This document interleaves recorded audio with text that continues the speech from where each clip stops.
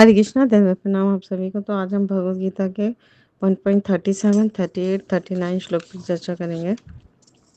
यद्येपेन पश्यन्ति लोभोपहत चेतसा कुलशया कृतं दोषं मित्रद्रोहे च पातकम् कथं न ज्ञेयम् अस्माभिः पापाद् अस्मान्निवर्तितुं कुलशया कृतं दोषं प्रपश्यद्भिर्जनार्दन कुलशय प्रणश्यन्ति कुलधर्मा सनातना धर्मे नष्टे कुलं कृत्स्न अधर्मो अभिभवत्युता।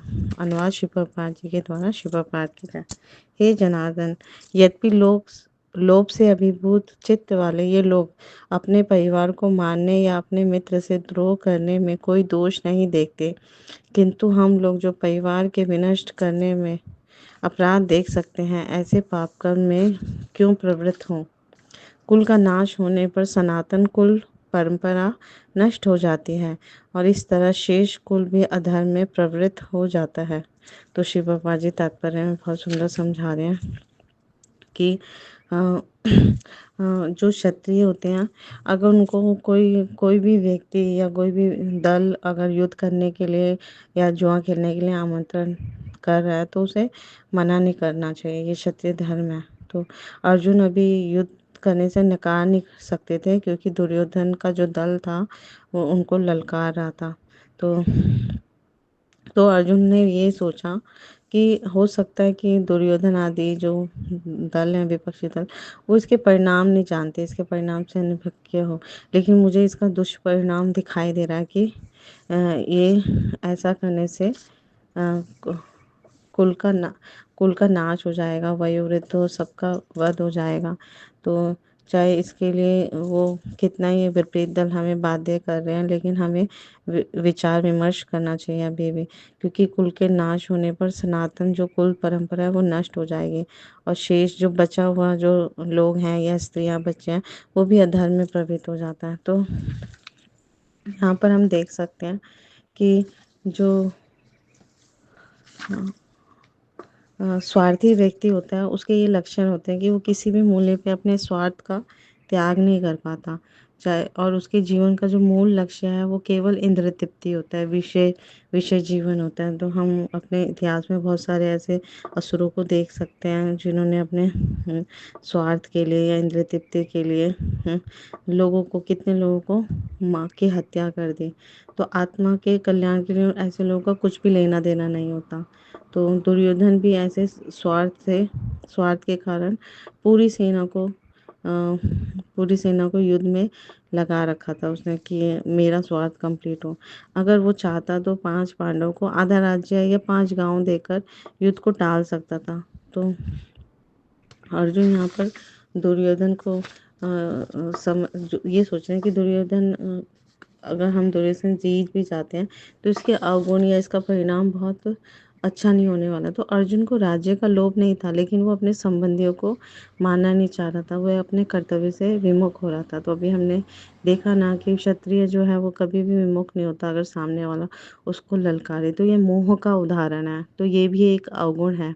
तो इसलिए हम इस श्लोक में देख रहे हैं कि ना तो अर्जुन जो कर रहे थे वो सही है, क्योंकि वो युद्ध से पलायन करना चाहते थे, और जो दुर्योधन कर रहा था वो भी सही नहीं है। तो तो आगे 39 श्लोक में बता रहे हैं कि युद्ध के पश्चात जो दोनों सेनाओं के बड़े बड़े जो कुल धर्म के रक्षक है ना, वो सब मृत्यु को प्राप्त हो जाएंगे। तो हमारा सनातन कुल धर्म विनष्ट हो जाएगा। तो जो बचे हुए लोग होंगे वो अधर्म में प्रवृत्त हो जाएंगे। तो हमें समझ आता है जैसे कुल धर्म में या कुल में चली आ रही जो धार्मिक परंपराएं होती है या संस्कृति जो होती हैं, वो नई पीढ़ियों में संस्कार डाले जाते हैं उनके थ्रू। जैसे हम देखते हैं हमारे पूर्वज या दादा दादी या माता पिता हमें बताते हैं कि क्या कुल की परंपरा है। तो इस तरह से कुल को संस्कारवान बनाया जाता है। तो वो सब लुप्त हो जाएगा अगर कुल धन के रक्षक मृत्यु को प्राप्त करें। तो पहले जॉइंट फैमिली हुआ करती थी, तो सब संस्कृति बनी हुई थी, लेकिन और समाज में अधर्म और अव्यवस्था भी नहीं थी। लेकिन अब हम देखने आधुनिक परिवारों में माता-पिता जो हैं वो वेस्टर्न कल्चर को अपना रहे हैं, पाश्चात्य विचारधारा को अपना रहे हैं। तो इससे बच्चों में भी वैदिक संस्कार देखने को नहीं मिलते, है ना? और ना ही वो वैष्णव क्वालिटीज़ देखने को मिलती हैं। तो 4 वर्ण आश्रम है ना?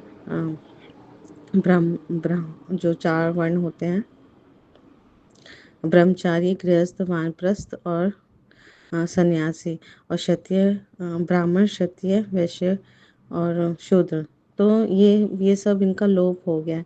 तो इसलिए ये ज्ञान बच्चों को जा ही नहीं रहा, है ना? तो क्योंकि और हमारे भारत में भी अब क्या हो रहा है, वृद्धाश्रम की संख्या दिन प्रतिदिन बढ़ती जा रही है।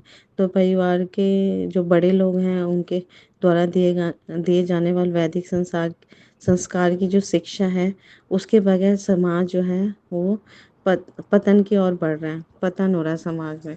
तो इसलिए जो वृद्ध जो होते हैं ना, हमारे समाज के जो वयोवृद्ध होते हैं, वो परिवार में जन्म से लेकर मृत्यु के तक के जितने भी संस्कार होते हैं वो उसके लिए उत्तरदायी होते हैं। तो अगर वही नहीं रहेंगे तो कौन बताएगा, कौन समझाएगा?